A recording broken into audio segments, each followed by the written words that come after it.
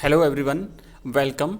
ये है हमारे पास अर्धवार्षिक परीक्षा 2023-24 का अर्धवार्षिक परीक्षा का हिंदी साहित्य कक्षा 12 का पेपर, और ये कंप्लीट अपन सॉल्यूशन करेंगे। ये सत्र 2023-24 यानी इसी वर्ष का है। तो आइए देखते हैं, इसका कंप्लीट सॉल्यूशन करते हैं। और पहला जो प्रश्न है वो है, अपठित गद्यांश को ध्यानपूर्वक पढ़ करके दिए हुए प्रश्नों के उत्तर देने हैं। बच्चों यहाँ पर बता दूं मैं कि ये जो गद्यांश है ना, इसमें ऑब्जेक्टिव टाइप के प्रश्न पूछे गए हैं, जबकि इस वर्ष का अपना जो सिलेबस है उसके अकॉर्डिंग आपके अति लघुत्रात्मक प्रश्न पूछे जाने थे। बट जैसा भी हो, प्रश्न आए हैं तो हमें हल तो करना है। तो आइए इसके सभी क्वेश्चंस हम हल करते हैं। तो देखो, पहला जो प्रश्न यहाँ पे दिया हुआ है, मैं हल्का सा इस गद्यांश को पढ़ लेता हूँ और उसके बाद अपन देखते हैं प्रश्न। लिखा है कि प्रत्येक व्यक्ति अपनी उन्नति और विकास चाहता है, और यदि एक की उन्नति और विकास दूसरे की उन्नति और विकास में बाधक हो तो संघर्ष पैदा होता है, और यह संघर्ष तभी दूर हो सकता है जब सबके विकास के पथ अहिंसा के हो। हमारी सारी संस्कृति का मूल आधार इसी अहिंसा तत्व पर स्थापित रहा है। जहाँ जहाँ हमारे नैतिक सिद्धांतों का वर्णन आया है, अहिंसा को ही इसमें मुख्य स्थान दिया गया है। अहिंसा का दूसरा नाम है या दूसरा रूप है त्याग। तो देखो, पहला प्रश्न है कि उपर्युक्त गद्यांश का समुचित शीर्षक क्या हो सकता है। तो पहला ऑप्शन है उन्नति और अवनति, दूसरा ऑप्शन है भारतीय संस्कृति, तीसरा ऑप्शन है हिंसा, और चौथा ऑप्शन है बच्चों विदेशी संस्कृति। तो देखो, विदेशी संस्कृति बिल्कुल भी नहीं है, तो ये इसका आंसर होगा नहीं। इसके बाद में हिंसा भी बात नहीं है, यहाँ पे अहिंसा की बात हो रही है, तो हिंसा भी कट गया, मतलब आपके दो ऑप्शन तो कट गए। तो ये आपका सी भी गया और ये आपका डी ऑप्शन भी गया। अब हमारे पास बचता है उन्नति और अवनति, और एक है भारतीय संस्कृति।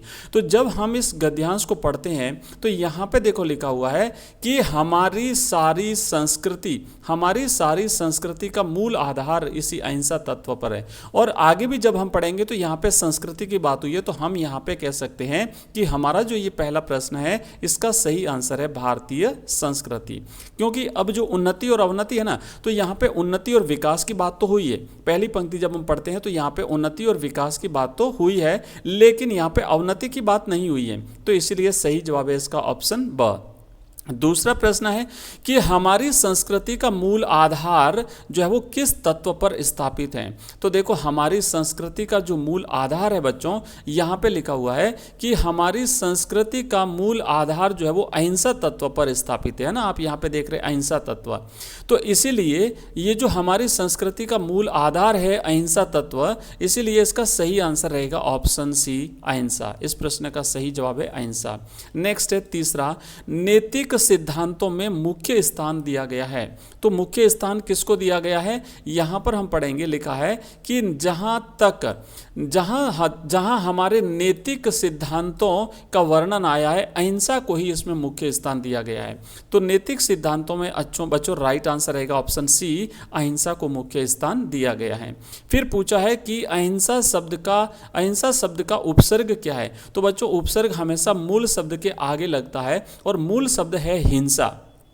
तो हिंसा के आगे अ लगा है, इसीलिए ये हो गया अहिंसा। तो इसमें अ जो है ना, ये आपका उपसर्ग है और मूल शब्द है हिंसा। तो सही जवाब है इसका ऑप्शन ब। नेक्स्ट लिखा है कि अहिंसा का दूसरा रूप क्या है। तो देखो, अंतिम पंक्ति है कि अहिंसा जो है इसका दूसरा नाम, यहाँ से देखेंगे कि अहिंसा का दूसरा नाम या दूसरा रूप त्याग है। तो इसका सही आंसर रहेगा बच्चों ऑप्शन डी, त्याग। अहिंसा का दूसरा रूप है त्याग। अब हमारा नेक्स्ट है दूसरा प्रश्न शुरू होता है। दूसरे प्रश्न में यहाँ पे लिखा हुआ है कि निम्नलिखित अपठित पद्यांश को ध्यानपूर्वक पढ़कर दिए गए प्रश्नों के उत्तर दीजिए। इस प्रश्न में भी बच्चों अति लघुत्रात्मक प्रश्न पूछे जाने थे, जबकि इसमें भी आपके ऑब्जेक्टिव टाइप के प्रश्न पूछे गए हैं, जो बिल्कुल वैसे तो गलत है, पर इसको भी हम करेंगे समाधान। मैं आपको बता दूं, हमने जो मॉडल पेपर्स करवाए थे, जो मॉडल पेपर्स हमने हिंदी अनिवार्य के भी देखे थे और हिंदी साहित्य के भी देखे थे, तो उसमें से एक में ये जो है ना पद्यांश पूरा का पूरा दिया हुआ था, जो बिल्कुल वैसा का वैसा आपको यहाँ पे मिला है। तो लिखा है कि भूलोक का गौरव, प्रकृति का पुण्य लीला स्थल कहाँ, फैला मनोहर गिरि हिमालय और गंगा जल जहाँ। तो यहाँ पे कहाँ नहीं है, जहाँ है। तो देखो, ये भारत की बात हो रही है कि ये भारत की महिमा का वर्णन हुआ है। लिखा है आगे कि संपूर्ण देशों से अधिक किस देश का उत्कर्ष है, उसका की जो ऋषि भूमि है वह कौन, वह भारतवर्ष है। आगे बच्चों लिखा है कि ऐसा पुरातन देश कोई विश्व में क्या और है, भगवान की भवभूतियों का प्रथम भंडार है। और फिर लिखा है कि विधि ने किया नर सृष्टि का पहले यही विस्तार है। तो देखिए पहला प्रश्न है कि कवि ने भूलोक का गौरव किसे बताया है, गंगा जल को, यहाँ पे विश्व को, फिर बताया है प्रकृति को, या फिर बताया है भारतवर्ष को। तो बच्चों सही जवाब रहेगा ऑप्शन डी। यहाँ पे जो है वो कवि ने भूलोक का गौरव भारतवर्ष को बताया है। तो सही आंसर है ऑप्शन डी। बाकी मैं यहाँ से मिटा देता हूँ। दूसरा प्रश्न है नूतन शब्द का विलोम शब्द क्या है। नूतन का मतलब होता है नया, तो इसका उल्टा हो जाएगा पुराना। तो पुराना का वरदान नहीं है, यहाँ पे देखेंगे अभिशाप नहीं है, विस्तार नहीं है, पुरातन, बिल्कुल ठीक है। तो यहाँ सही जवाब रहेगा पुरातन। तो इसका भी ऑप्शन राइट है बच्चों, डी। बच्चों ये जो PDF है मैं आपको हमारा जो व्हाट्सएप ग्रुप है उसमें मैं आपको अवेलेबल करा दूंगा इस पेपर की, और साथ ही साथ हमारा टेलीग्राम चैनल है उसमें भी मैं अवेलेबल करा दूंगा, और दोनों का लिंक इस वीडियो के डिस्क्रिप्शन में दिया हुआ है। साथ ही साथ आप हमारा एक नंबर नोट कर लीजिए, उस नंबर पे आपको मैसेज करना है। व्हाट्सएप नंबर है मैं आपको अवेलेबल कराता हूँ, उस पर आप मुझे हाय हेलो कुछ मैसेज कर दीजिए। तो हमारी जितनी भी लिंक्स हैं, हमारी वेबसाइट की लिंक, हमारे ऐप की लिंक, हमारे कोर्सेज की लिंक, हमारे जितनी प्लेलिस्ट हैं वो सारी उसकी लिंक, वो आपको सब मिल जाएगी। व्हाट्सएप, टेलीग्राम, सबकी लिंक आपको मिल जाएगी। तो आप लोग उनको ज्वाइन कर लीजिएगा। तो अगला जो है मैं आपको नंबर बता देता हूँ, नंबर लिख दीजिए 9079622989। अब देखिए नेक्स्ट प्रश्न करते हैं तीसरा।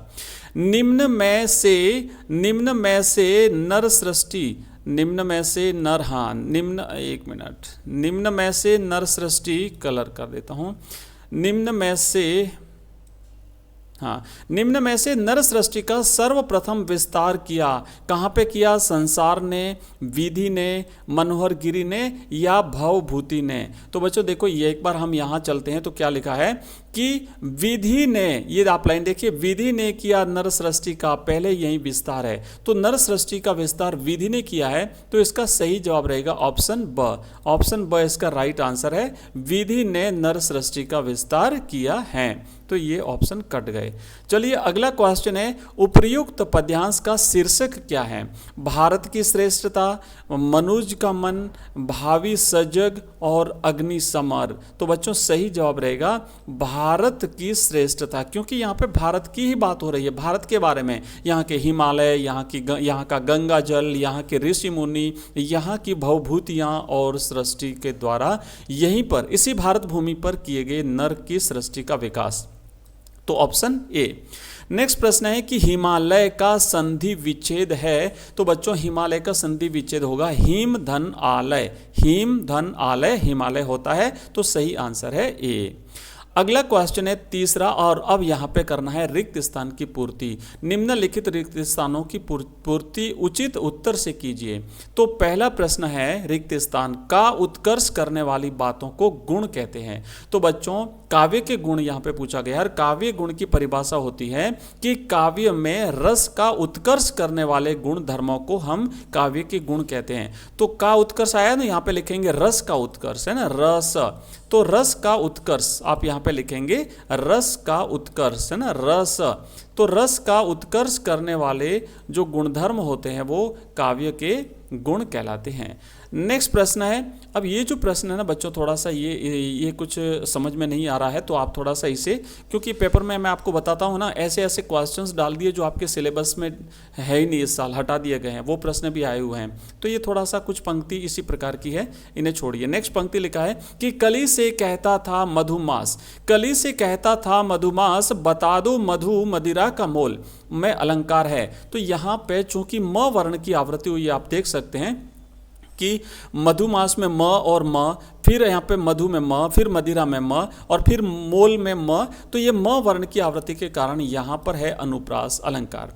नेक्स्ट प्रश्न है बच्चों कि मात्रिक छंदों में रिक्त स्थान की संख्या नियत रहती है। तो छंद जो है ना वो दो प्रकार के होते हैं, एक वर्णिक छंद होता है और एक मात्रिक छंद होता है। मात्रिक छंद में मात्राओं की संख्या निर्धारित रहती है। तो ये रहेगा कि मात्रिक छंदों में मात्राओं की संख्या नियत रहती है।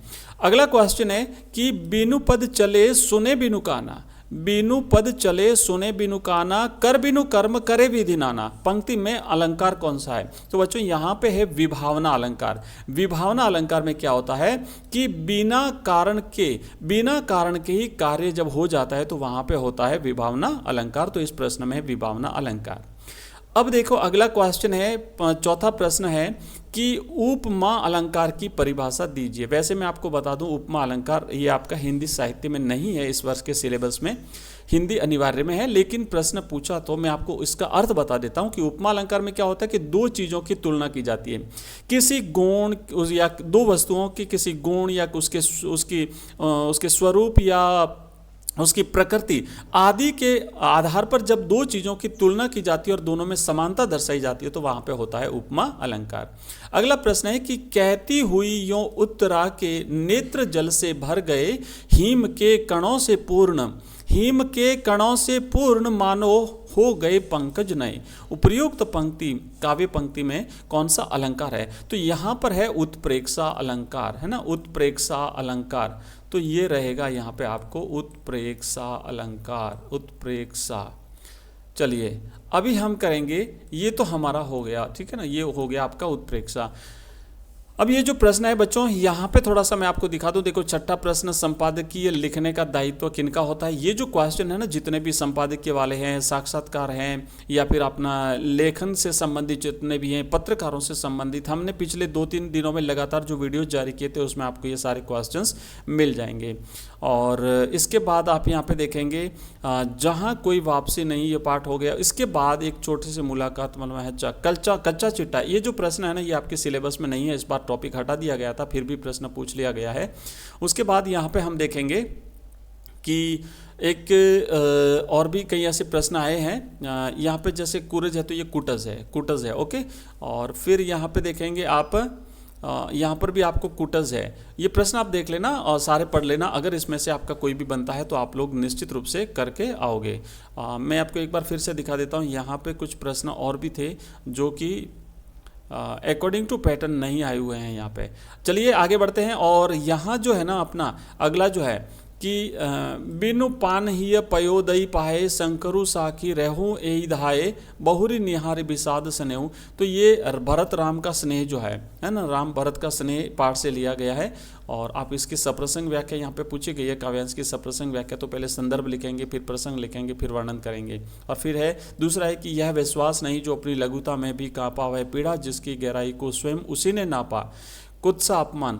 उसके बाद ये है एक भूरे पूरे ग्रामीण अंचल में कितनी नासमझी और निर्ममता से उजाड़ा जा सकता है, जहाँ से कोई वापसी नहीं, पाठ से लिया गया है। जहाँ कोई वापसी नहीं, लाखों करोड़ों कोस दूर बैठे बड़े बड़े मिट्टी और आग के ढीले मंगल, ये आप जो है अपना जो पाठ है उसमें से लिया गया। उसके बाद यहाँ पे देखेंगे एक निबंध जो है वो आपको लिखना है, बढ़ती तकनीक सुविधा और समस्या, मेरा प्रिय कवि। बच्चों आपको याद होगा मैंने आपको एक निबंध लिखवाया था, मेरे प्रिय गोस्वामी तुलसीदास मेरे प्रिय कवि। तो हमने इस पर विस्तार से एक बहुत ही बड़ा अच्छा सा निबंध हमने लिखा था। अगर आप लोग वो पढ़ के जाते तो आपके ये काम आ जाता। इसके बाद मेड इन इंडिया और राजस्थान में पर्यटन, हमने इस पर भी निबंध अच्छा सा लिखा था। तो ये हमने पेपर देखा है, इसकी PDF में हमारे व्हाट्सएप ग्रुप में अवेलेबल करा दूंगा। और नेक्स्ट क्लास में फिर हम मिलेंगे, तब तक के लिए जय हिंद, जय भारत।